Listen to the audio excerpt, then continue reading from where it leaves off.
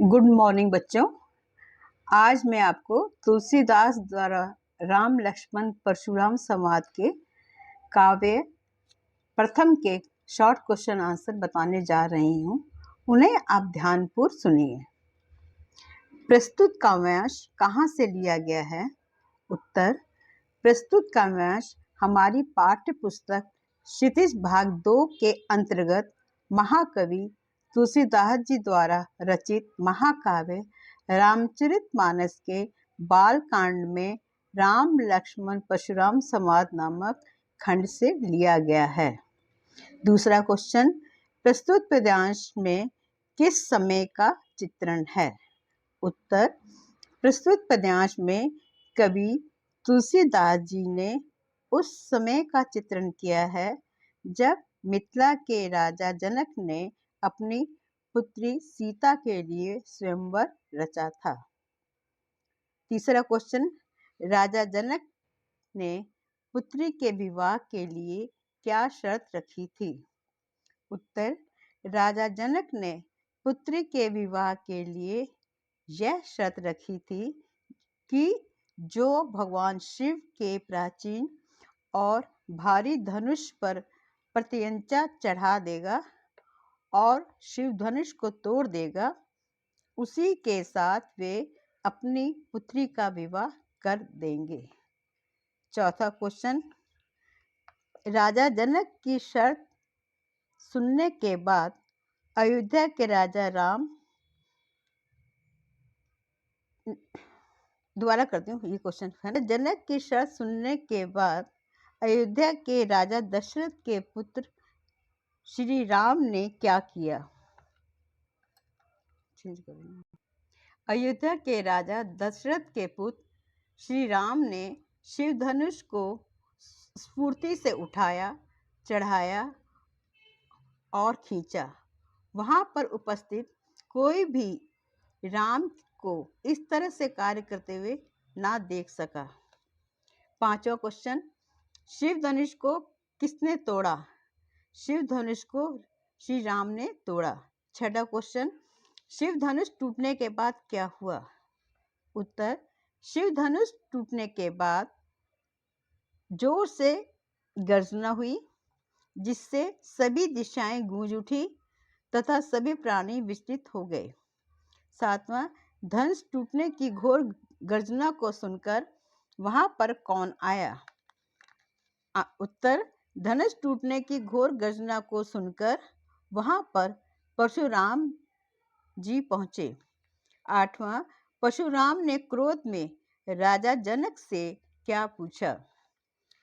परशुराम ने क्रोध में राजा जनक से पूछा, यह धनुष किसने तोड़ा? नौवां, राम ने धनुष तोड़ने पर परशुराम को क्या कहा? राम ने धनुष तोड़ने पर परशुराम को बहुत ही सहज व सरल भाव से कहा, हे नाथ, शिव के धनुष को तोड़ने वाला आपका कोई एक दास ही होगा। आपकी क्या आज्ञा है, मुझसे कहें। 10वां, मुनि किनके वचनों को सुनकर क्रोधित हो गए? उन्होंने राम जी से क्या कहा? मुनि परशुराम जी श्री राम के वचनों को सुनकर क्रोधित हो गए। उन्होंने राम जी से कहा, सेवक या दास वही होता है जो सेवा का कार्य करे, शत्रुता का कार्य करने वाला से लड़ाई ही करनी चाहिए। हे राम, सुनो, जिसने भी इस धनुष को तोड़ा है वह सहस्त्र बाहु के समान मेरा शत्रु है। वह जल्दी ही इस समाज से अलग हो जाए, नहीं तो सारे राजा मारे जाएंगे। 11वां, मुनि के वचनों को सुनकर लक्ष्मण ने क्या किया?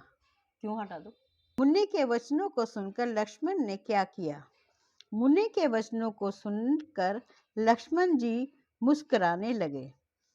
लक्ष्मण जी ने क्या किया? लक्ष्मण जी ने मुस्कुराकर लक्ष्मण जी ने मुस्कुराते हुए परशुराम का करते हुए कहा, हे गोसाई, बचपन में हमने बहुत सी दुनिया तोड़ डाली, किंतु आपने ऐसा क्रोध कभी नहीं किया। इस धनुष में इतनी ममता किस कारण से है? 13वां, मुनि ने कुपित होकर लक्ष्मण से क्या कहा? उत्तर, मुनि ने कुपित होकर लक्ष्मण से कहा, अरे राजपुत्र, काल के वश में होने के कारण तू बोलने में स्वयं को संभाल होश में नहीं बोल रहा है। सारे संसार में विख्यात यह धनुष क्या साधारण धनुष के समान है? प्रस्तुत पद्यांश का भाव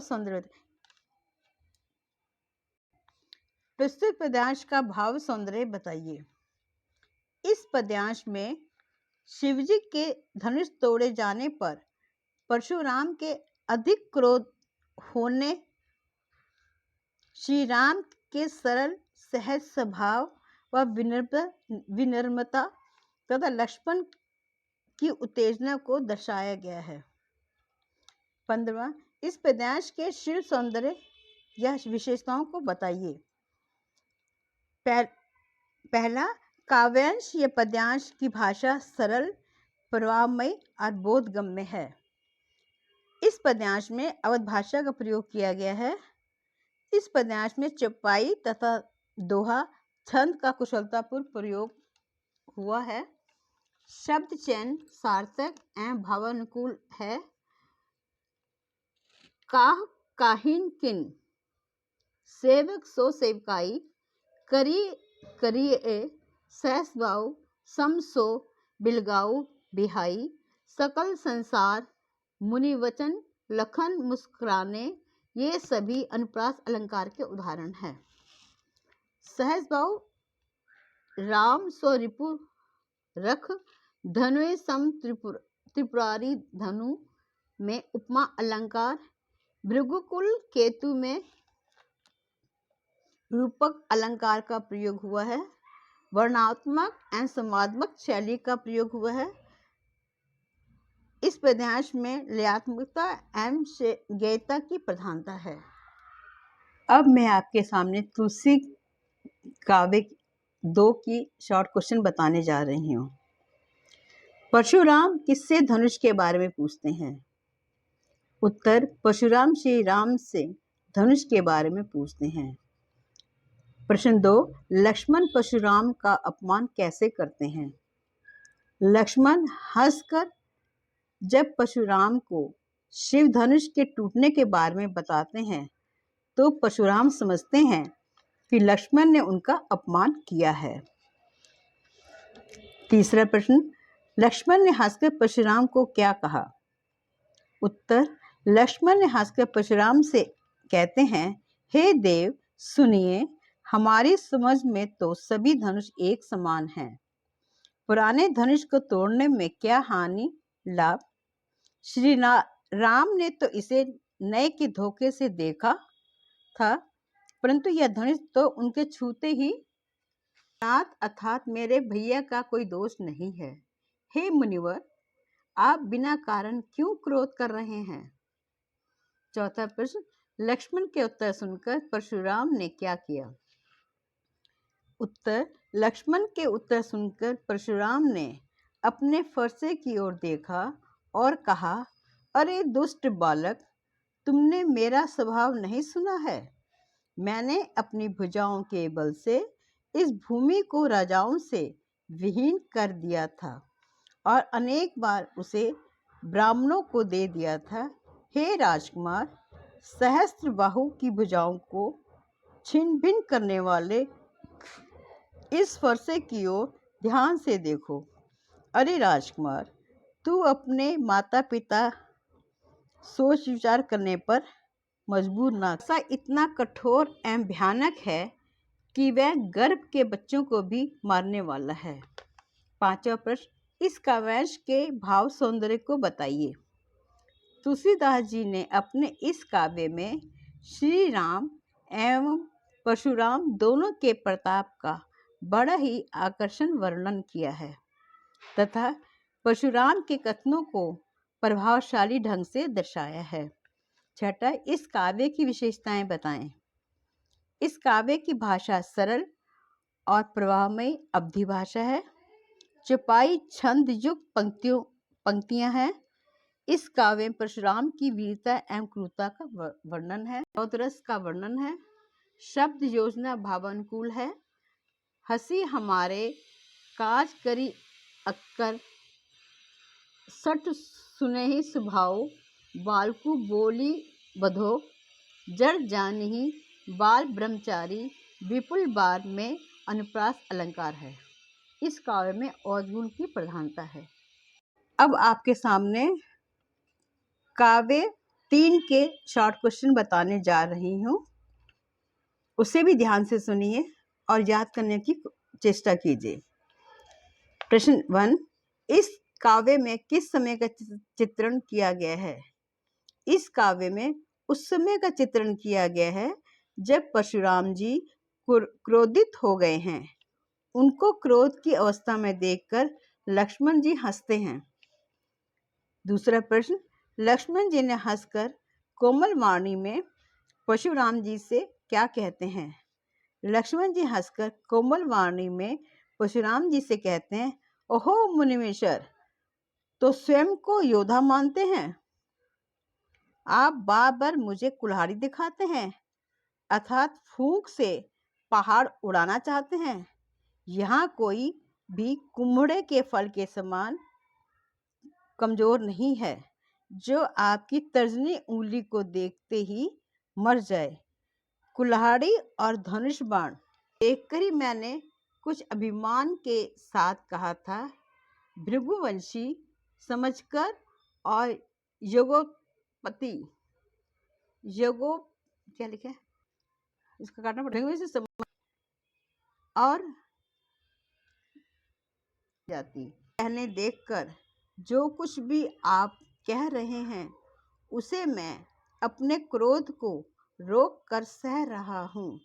हमारे कुल में देवता, ब्राह्मण, ईश्वर भक्त और गाय पर वीरता नहीं दिखाई जाती, क्योंकि इन सब का वध करने पर पाप लगता है और इनसे हार जाने पर अपयश लगता है।